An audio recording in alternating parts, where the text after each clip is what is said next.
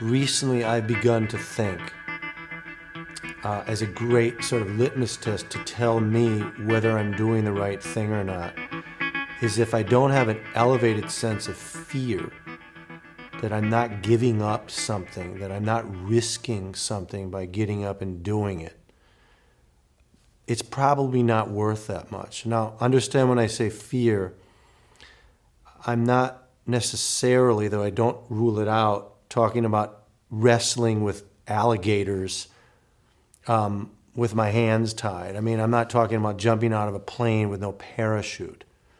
I'm talking about putting myself in a place of personal and emotional risk.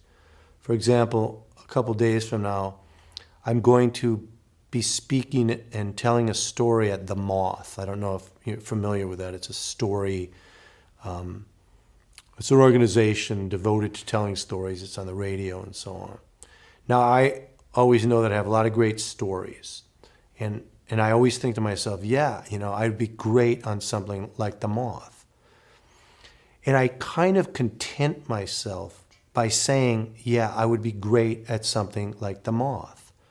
And I kind of orbit around, almost like a moth, around a flame.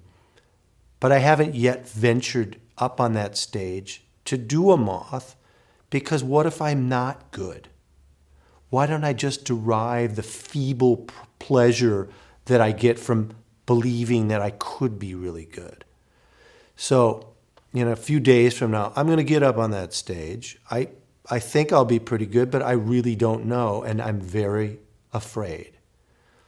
For me, that fear says, you're probably going in the right direction. I guess you could say it's a fear married with a desire. I would be afraid to, lounge around in the nude in a big pool of poisonous snakes. I would be very afraid, but I do not have a commensurate desire to do so, and so probably that would be a bad idea for me.